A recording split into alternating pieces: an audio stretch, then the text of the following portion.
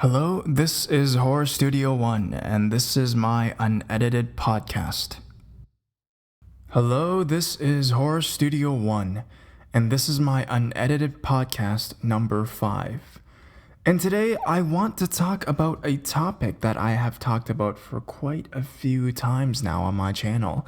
It is Suicide Forest. And for many of you who don't know what Suicide Forest is, I'll give you guys a brief description on what it is. Suicide Forest, otherwise known as Aokigahara, is a forest located in Japan, Tokyo, around the region of Mount Fuji. Now, why is Aokigahara Suicide Forest, or its other name, Sea of Trees, so popular is, I guess, even if for those who don't know what it is, just the name Suicide Forest, you could probably guess what the forest is for. It is actually, yes, for suicide. It is a place, a concentrated place where many individuals have went and committed the act of suicide, of killing themselves, of offing themselves, and that is what it is known for. It is famous for, and it is, I think, the fifth most, in numbers wise, fifth suicide hotspot in the world. And yeah, it is really popular. Many documentaries have been filmed there, depicting the activities of going inside and all that kind of stuff. So if you guys are interested in something like this, I do recommend you guys check it out. Now, what does this have to do with me? Now, I actually have been to Suicide Forest, and if you guys see the title of this video, you guys will be knowing that I'll be talking about my experience, my personal experience in Suicide Forest, how I got there, my whole trip, and I want to clear up some common misconceptions that people might have. And also, I want to talk about the culture of suicide, especially in Asian countries like Japan. And yep, I'll be sharing all of that with you guys today in this podcast, so just stay tuned, and yeah, here we go. So, Suicide Forest, other known as Aokigahara, is an infamous place in Japan where people commit suicide. I think the peak number was in 2010, where there was an estimated number of, 2,000 suicides. I don't even know the numbers. It was a crazy number of suicides there. I just know that in Japan, this statistic is really frightening. I think in 2014, they say that there are 70 people that commit suicide every single day in Japan. That's how much of a social issue it is over there. So, yeah, Suicide Forest. What was I going to say? I had a lot of stuff. Give me 1 second. My brain's not really working today. Today's been kind of a slow day, so yeah. Okay, so I'll start by talking about my trip to Japan. So the reason I personally went to Japan was because I was part of this program. The program had nothing to do with going to Suicide Forest. Nothing to do with that. They did. Basically, the program was called a Working Holiday Program. I'm not sure if you guys have heard of it before, but it's basically a program for people age 18 to 30 who actually have an opportunity to go to different countries other than their own to work in different countries. And it's a really popular kind of program, especially in Australia. We have it in Canada, in the U.S. There's a lot of places like that offer this kind of program. And basically, you work in other countries, and you work as kind of menial jobs, kind of thing. A server, if you know the language. The most common one, I think, is in Australia, where they pick berries or stuff like that, work in farms, physical labor kind of thing. I mean, the experience of it isn't actually what kind of job you're doing, but it's the fact that you're experiencing life, a salary-paid, labored life in another country, in a totally different environment than your own. And that's why it's really interesting, and I did that for a couple of months in Japan, actually. I wanted to challenge myself, and one of the reasons other than going to a totally different country where I did not know the language and challenging myself, was the fact that I wanted to check out Suicide Forest.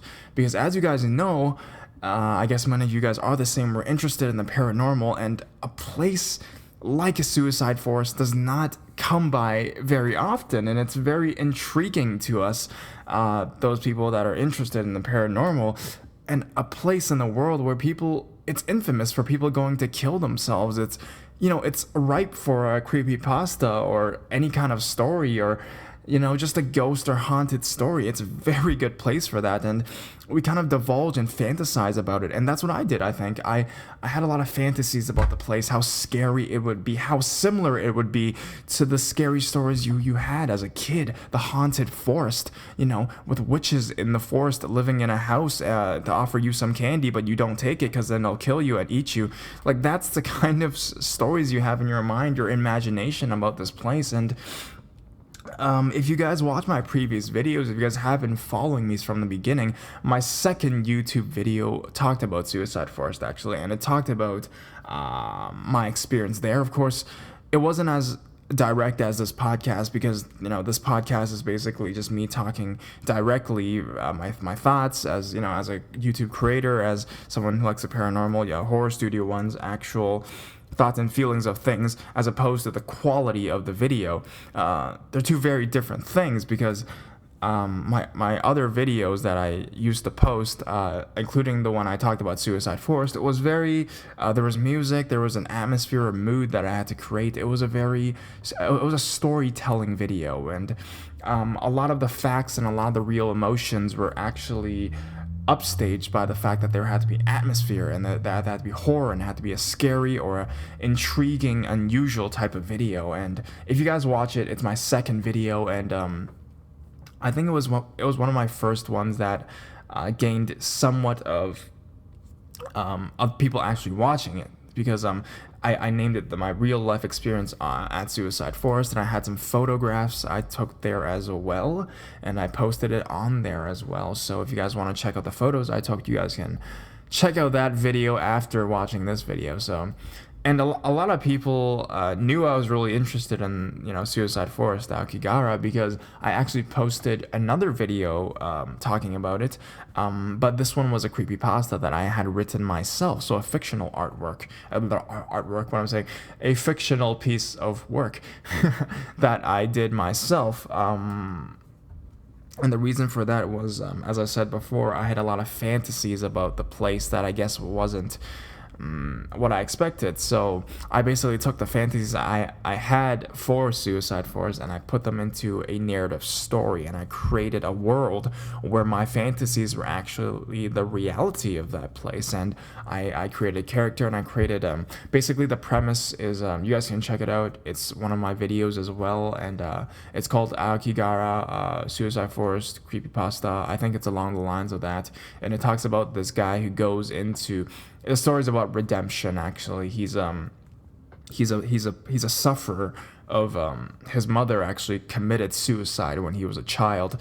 so he has all this contempt for the world and his family and all that kind of stuff, and he has a very tragic life, and he goes and he always avoided the topic of death and all that kind of stuff, but then he's kind of the more he tries to resist that emotion or that urge to discover those feelings, the more he's drawn to him subconsciously. So he goes to Japan, and he kind of wanders into the Suicide Forest to discover, the idea of suicide, and kind of cleanse his past or whatnot. So he goes into there, and he encounters another person there who came from England, actually, like another character.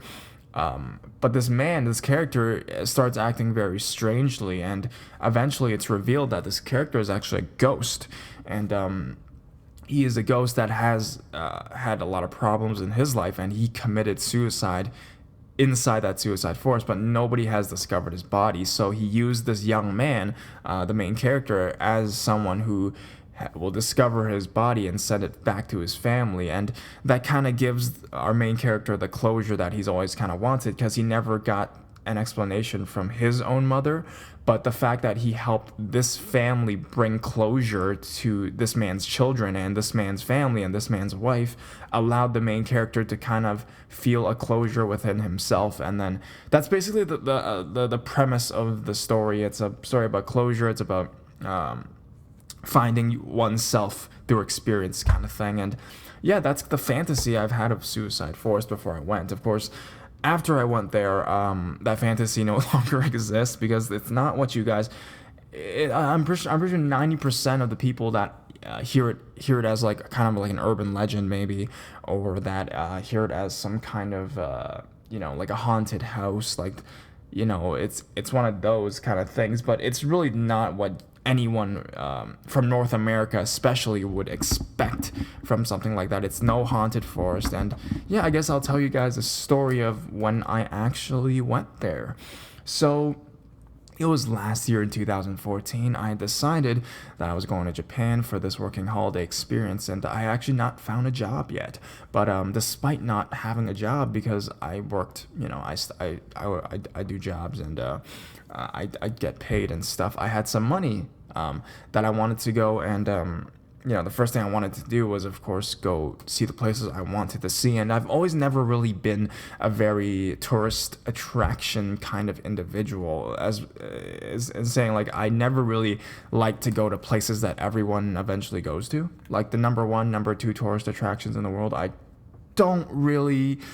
aren't really attracted to those kinds of places. I really like the ones that are kind of like niche, or that it's really unusual and unable to explain, or it's unbelievable that exists, kind of thing. Those are the ones that really get me attracted and really get me to want to go and check it out. So upon arriving in Japan, one of the reasons I wanted to go was Suicide Forest. So the second, or I think the third day I stayed there, I actually traveled there, and I expected many things. I expected a horrifying experience. That's one thing I expected. I also expected people to be more treated as a taboo topic, maybe, because it's such a an infamous place. It's such a taboo subject, I thought. I mean, in North America, a place where people commit suicide is tragic. Suicide is a tragic thing. And so I went there expecting those kinds of emotions and reactions from the people around me. But when I told, my friends around me over there that I wanted to check this place out, I think I told one person, a Japanese man, like a young guy that I met there actually in a hostel.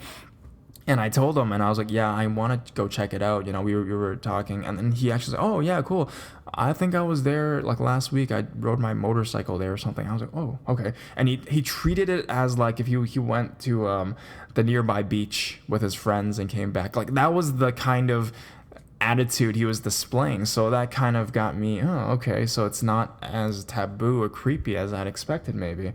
So I basically went to this kind of bus service, I guess, there. And I guess if you didn't have a car or like a license in Japan, that was really the only way you could travel to that place, because there's no subways that take you directly to there. It's out in the wild, out in the farm, more the rural. Is it rural? Is it rural or urban? Rural, I think, parts of Japan. Thus, I had to take this bus service that would take me there, and I expected, telling the people there, and they would be like, oh, blah blah blah, like, oh, nandeo, kind of thing, like, oh, God, okay. But I told the guys that worked there, and they were like, okay, sure, blah blah blah, and they grabbed me like this plan of like 7 hotspots. It was like a bus tour kind of thing. So Suicide Forest would be like number 5 on the list, and I was kind of shocked. I was like, oh, okay, so it's just like, it's a tourist attraction, because I honestly thought that it was a tourist attraction for me, because I like this kind of stuff, but I just didn't expect it to be like a big tourist attraction. So I was like, oh, okay, cool, and then of course I signed up, and I was on the bus there, and predominantly on the bus was really old seniors, like elderly people, and really young kids, like kindergarten kids, and myself. So it was kind of like, it's kind of weird. There's like no other people in between but me. So I stood out there. So And then we got on the bus and we traveled to a couple of hotspots. Of course, I checked those ones out as well. And we were passing this big, this forest, and I was just looking out the window. And then I think they told us that this was Suicide Forest. And I was like, oh, geez, okay. It's like any other forest I have seen in my whole entire life. This is nothing new. So that's kind of what I felt about it. And then, to be honest, yeah, it looked like any other forest. And then we went, and then we actually arrived at the entrance of Suicide Forest, which I did not know that there would be an entrance to this place. Okay, so we got off, and then there was a public bathroom, and also there was a place where you can buy souvenirs, and then there was a toll booth where you had to pay an entrance fee. And then it was at that moment where all my dreams were shattered. Or my, I guess, fantasies were shattered. My expectations were shattered. Everything was touristy as shit. To be honest, like, I love Japan and all, but I guess they do that to a lot of places. I can go on a tangent on this actually. When I backpacked in China, actually, and I talked about in my unedited podcast number 2, when I backpacked in China, and I said that. Our goal, me and my cousin basically went to the Shaolin Temple, the biggest, most historically powerful place for individuals to learn martial arts and kung fu and stuff like that. They had actually made it really touristy as well, as that they would have plans, like, phone plans. But it wasn't phone plans, of course. They were like martial arts plans on what you can learn specifically, which I had thought that if you were going to the Shaolin Temple, the most prestigious martial arts school, academy in the world, they would have to somehow test you and see if you were, special. That's what I thought, I guess, from movies or whatnot. And no, they were just, it was like the guy, the monk there was kind of, he kind of looked like a salesman to me. He was dressed up as a monk, but he had a really, kind of smile on his face, like he was kind of selling you insurance kind of thing. So that's what Suicide Forest turned out to be as well. And of course I paid my entrance fee, and I went inside. Now, what was inside Suicide Forest? Really nothing much. Yeah, I'm not gonna be sugarcoating this too much, but basically for me, okay, I paid the guy, and I went inside, and then the size, the roaming size that you could basically walk around and take a look, it was about the size of a high school gym. Like, that was, I don't have any other way of describing it besides the fact that you really couldn't go anywhere inside the forest. They had basically like one half of it, not even half of a trail, man. It was, I can't even describe the size of it. It's like it's like a half the size of like a small park where they have exposed to the public to allow them to walk around. Every other part of this forest, despite it being a gigantic forest, I kid you not, don't misinterpret thinking this thing is small. The Sea of Trees that's why they call it the Sea of Trees, because it's a sea of trees. It's huge. It takes a huge space on the map, but the area that they expose to the public is so small that you can basically finish the whole thing in 5 to 10 minutes kind of thing. And I'm not exaggerating about that. Maybe it was the plan that I took. I'm not sure, but this is just my experience on it.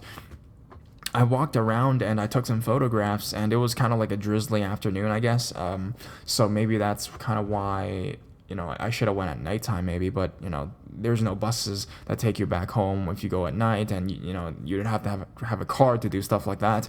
But, yeah, that was basically it. I took the photos, I looked around, and, it was it. that was Suicide Forest. Nothing crazy. You couldn't go really into the forest. There was barriers blocking you and stuff. There was ropes and warning signs and all that. For you to actually climb into the forest would be, I guess, illegal or something. And there was people, like employees, watching you and stuff.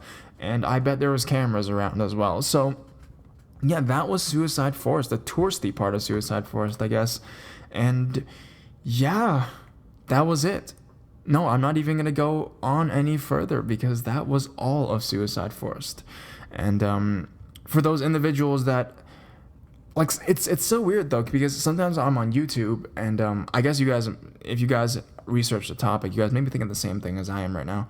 Like I see some stuff on YouTube, and there's these guys that are like holding onto a camera, and they're like doing like this Blair Witch Project kind of style kind of filming inside the forest. I have no idea how they do that. I guess they're just more badass than I am, so they just basically climb the ropes, or they try to maneuver some way into it. I guess it's because it's so big. Maybe you can do that, but if you want to just be like just a normal person, not to break any laws, not to break any rules, and you want to check out Suicide Forest, that is the amount that the government will show you. Is that half a park, a high school gym kind of area that they have there. And I mean, if you guys have been there, or people know that I'm wrong, or if you guys know more stats about it than I do, you can just comment in the section below saying that, that's not how it is, if you guys have more evidence that what I'm saying is not correct. But from my personal experience, that's just what I've experienced. So that is basically it. And I understand it in some level. I mean, if people do commit 70 suicides a day, and some people choose to go there to do the act, I mean, we wouldn't want, bodies hanging from trees and tourists going crazy, right? I mean, I get it and stuff. And that's basically what my fantasy was about. I thought that was going to happen. I thought that I was going to go home to my hotel room that night and be freaked to hell because of that. But, obviously, I mean, I was both kind of disappointed, but also somewhat relieved. I have to be pretty honest. And yeah, and I guess just the culture of suicide is really prominent in Japan. I mean, in a lot of places, I don't think they would ever allow something like that to be so popular, amongst popular culture, and have creepypastas written over and documentaries filmed there. I mean, what country would want that to be, known throughout the world, internationally even, And I guess it's just the history of Japan has always kind of been in that range. Japan in historical Japan, the histories, the customs of Japan, the culture, suicide was always kind of a revered act. Not totally revered, but it wasn't. It treated it, if you did it in a right way. I think it was called seppuku, or correct me if I'm wrong, but it's basically the samurais in ancient Japanese culture would, if they dishonor their family, or if they lost a battle, or if basically they just were unloyal or in dishonor to their country or their mates or their soldiers, they would basically take a knife and cut open their own stomach and kill themselves. And that was considered a honorable act on the part of the samurai. So I guess that kind of mentality of suicide being honorable, that taking your own life for your country was an honorable act, has kind of prospered to modern day Japan. You can see many types of media has really promoted that. Even watch anime, shows like Death Note. Think about when Death Note tried to air internationally. I heard many countries banned that show because they thought how the idea, the notion of, if you guys don't know Death Note, it's basically talking about this kid, this high school student in Japan, who finds a notebook from a death god that allows him to write the names of whoever he wants into them, and that person will die. That is the premise of the story, and that is the main character. Think about that. He's the main character. He's the protagonist in that story. He's the good guy. He does that to change the world. Kind of eliminate the world of criminals, of course. But just the idea of having a notebook to kill anyone you want, it just shows how much revered, or how unique death culture and how romanticized death culture is in Japan. So that's, I guess, hence the existence and the prosper of this place called Suicide Forest. So yeah, that is my personal experience. I lived in Japan for a while. I really enjoyed it. Everything was great. The food is friggin' spectacular, and I actually ended up getting a job teaching English there. Of course, what else can I do? Basically, I'm not gonna pick. There's not a lot of farms there. It's not like Australia. And but if you guys. Actually, just on a happy note, I wanted to end it on a happy note. You guys do want to get a job in Japan, if you guys are interested in that program, please learn at least some basic Japanese. I effed up so bad. I didn't learn like any Japanese. I was overconfident. I thought that, just English rules the world. No, it's not like that. If you're an English speaking individual and you try to live in Japan, it's super hard because not a lot of people know it. But if you teach English in Japan, it's also a very valuable position because the fact that not a lot of Japanese people know English. So, just a heads up to the people who want to give it a try. And also for those who want to get a job in Japan, it is really hard. It is the hardest country to get a job for a working holiday person. The easiest would be Australia because there's a million and 9 million jobs in Australia, but in Japan it's a lot harder, so just be prepared. And yeah, if you guys are paranormal lovers, you guys can go check out Suicide Forest just to tell your friends you've been there, kind of thing. And that's what I did. So yep, here is Horror Studio 1, and yeah, here is my talk on the Suicide Forest. And I hope this is the last time I will talk about Suicide Forest. I've talked about way too much in all my other videos, so yeah, Horror Studio 1, and I will be out. Bye-bye.